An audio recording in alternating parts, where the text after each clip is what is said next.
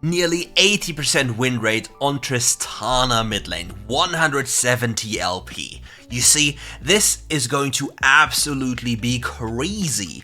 Look at all the items in the bottom left, the rune combination, it is beyond any human comprehensible levels, because you have sudden impact, you have a first item with Duskblade, even more damage, like a pure assassination Tristana, with the boots of dynamism, having even more pen. So this build is going to absolutely pop off. And if Moneva is watching this, the rank 1 Tristana on the European server for Ians, well, you got a new build you can play, good sir, for the funsies, because you're always on the lookout for new crazy new builds. Hops in for a quick little on-in here, flashes in, has no remorse, and gets a free cheeky little early kill. And yeah, after watching this video, you'll understand how to use the early game pressure with Tristana, and you've seen so already. Just jumping in, getting a free kill, and here being in a very rough spot, having to push his wave even though it's relatively risky, and now just jumps into the sunset, escaping certain death, and now is able to pick up the next item. And yeah, like if he picks up the Boots of Dynamism right here, he will have the sudden impact pen as well as the boot pen, and the next item with which is going to be Serrated Dirk is going to add even more. Like the bomb is going to be a nuclear warhead. So you really do not want to mess with that one. Warwick just casually chomped the crap away from the Kayn. He messed up the ward, unfortunately. And yeah, this matchup is basically all about cooldowns. If the Syndra wastes the stun like Scatter the Weak, Tristana can just jump into her face and instantly kill her. So Syndra has to be very, very casual here. Oh, now she is not allowed to walk up for a long time. But Tristana just says, nah, I'm just gonna push the wave instantly. And she just bombs the wave and yeah, just does it, and now goes for the acceleration play, instantly pushing this and now going for a gank, and the enemy team is not respecting this. He's on his way, he finds the angle, jumps over the wall, gets the first kill on the Samira with the bomb, jumps after the Thresh, will get another kill with the ultimate, now finds a reset, the Warwick hits the ultimate, goes, no way, he will actually die, but he will trade back, the Warwick will get another kill, and the Senna is picking up some souls in the meantime. Damn. And if we're talking about builds, if you're wondering, what is he going to do with these items? Technically speaking, in the late game, Titanic Hydra is one of the best 80k items you can get, especially if you have some other sources of health. Item is generally pretty broken in that regard, simply because it adds more life and damage to the mix, allowing you to survive longer, and that's always good. And here, if the Syndra uses any type of spell, it's an, oh, Syndra, you're dead. Like, he could have just jumped her right now. Like, you see, he can just jump her right now. If he did so earlier, she would have been dead, by the way.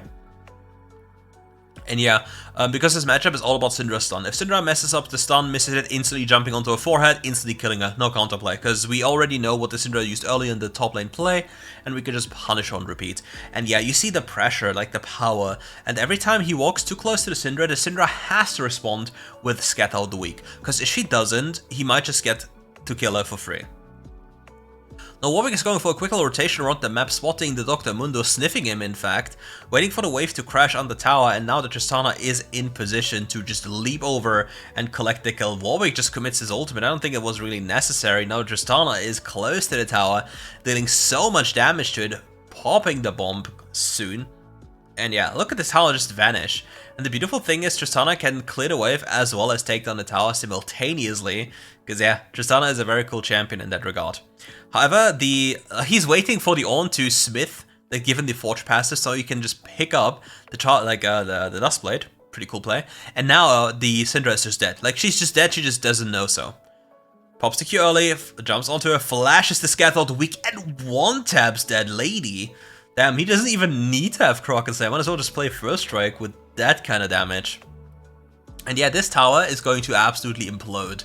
Just look at the damage he does. 529 with the bomb, and his tower just lost all its HP in an instant. Tristana is such a menace, and he doesn't even have to clear the minion wave. He just bombs the tower, and the minion wave will clear itself, basically. Boop. You see? Instantly gone. And now he just kills the tower before Herald even spawns, and he's free to move wherever he wants to go. And he has another free crafts available from Ornn. Oh, Dr. Mundo, little do you know. And he's gone, and they'll pick up the Herald as well.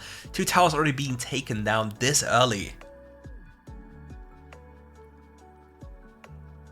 And now all the Warwick has to do is place Herald on the bottom side of the map, and yeah, we're all happy. And the blue Kayn is already, like, Kayn is already blue.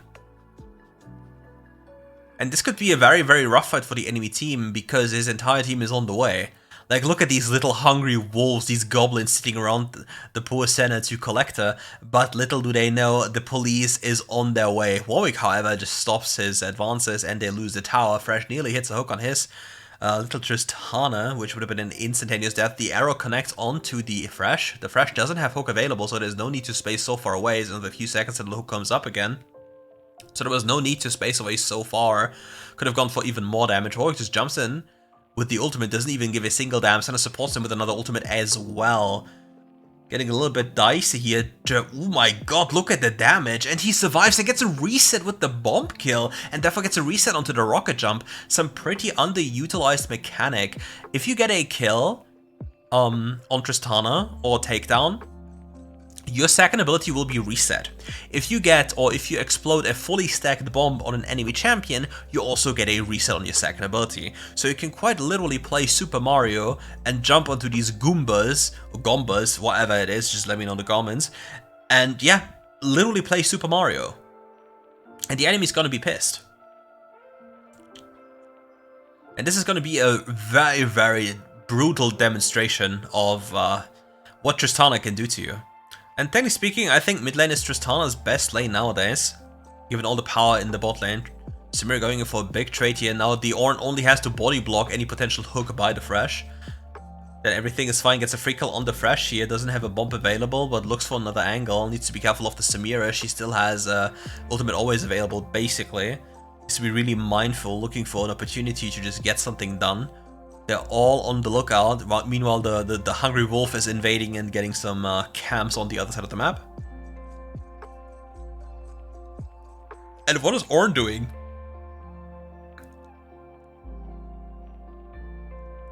Why did he just walk there?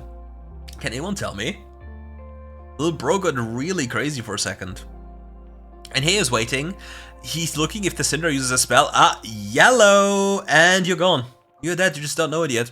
2, 1, boop. Yep, classic Tristana moment. You love to see it. Yeah, he has so much damage, like so much burst with this lethality-oriented build. It do be kinda nutty. Meanwhile, Kayn doesn't even have his first completed item. He already has 2. Absolutely chillin'. Real, hedge fund baby, I guess. Enemies making big movements onto the Warwick for no reason. Like, what are they supposed to do? They are just giving his team free gold.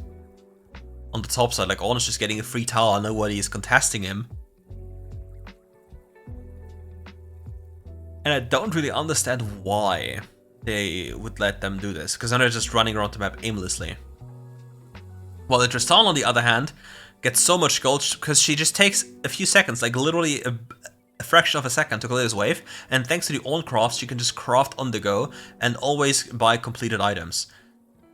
This Thresh will get one shot, like he's looking very very close onto the fight, sees at the potential that you can go for. Spots the Samira. Samira takes so much, every 481 crits into the face, finds them, still has a second ability available, is very hesitant, he doesn't want to use it, just stays back and auto attacks. And they'll get such an early inhibitor. Look at the bomb's damage. Look at the damage he's also dealing to the Mundo. Bro's absolutely on fire. He just doesn't take any prisoners. Absolute crazy gaming. 1528 damage. Chomp. My wrap up now. And yeah, things will only get crazier from now on.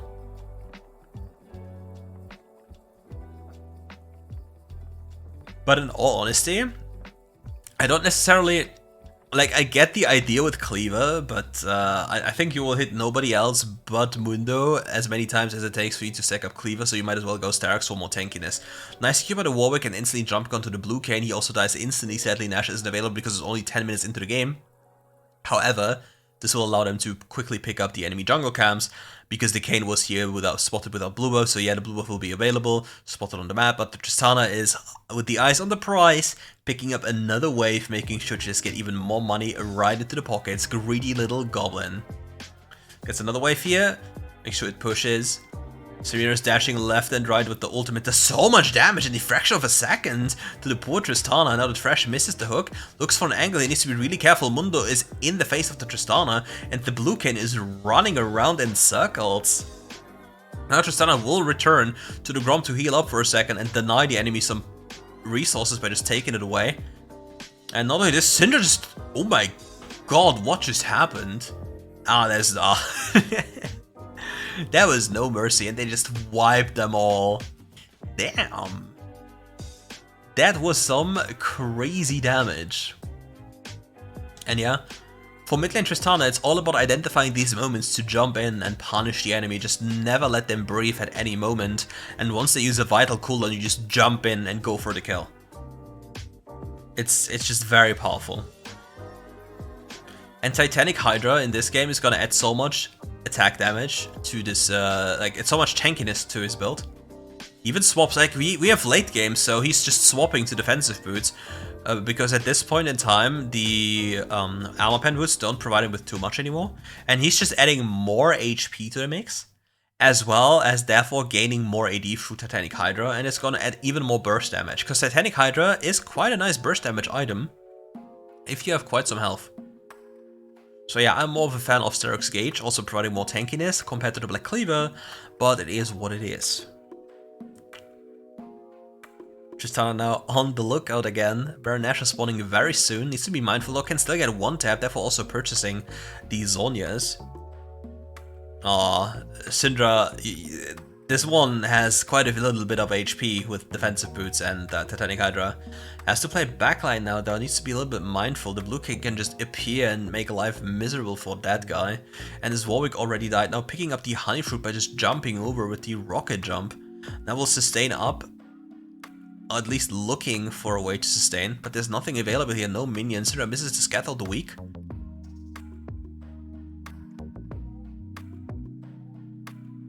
And he just casually sidestepped his teammate's heal, like the Senna heal.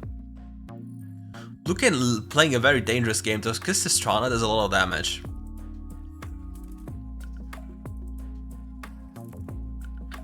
And yeah, this is like they're just basically holding position while there's massive sideways in the bottom on the bottom side. Somebody has to take care of this eventually, and this might be enough of an opportunity to maybe or potentially go for Nashor. The Ornn can also, whenever he chooses to, press ultimate on anyone. Because if you look at the angles, it's just impossible. And Syndra gets caught by the Warwick, gets instantly killed here with the Ornn's bonus damage. And now we have a rundown situation. He gets hooked by these two tanky to just instantly die. The Frozen Heart on somebody just makes it very annoying for his attack speed though. We'll probably go for a jump. We'll get the reset with the Mundo kill here. Gets another reset, but needs to be mindful of the Samira, because Samira has a lot of damage. Just looking for an opportunity to go in, but fails to do so. Gets instantly killed, and this will mark the end. Nice flay by the Thresh, but he gets knocked back, bombed, and sent back into the fountain. And with that, we're at the end of this video. Thank you all for watching. If you enjoyed the video, leave a like and subscribe to the channel. And if you want more of this content, just let me know in the comments below. Maybe even suggest a game I should view. And yeah, we'll see each other for more RiftGuides content.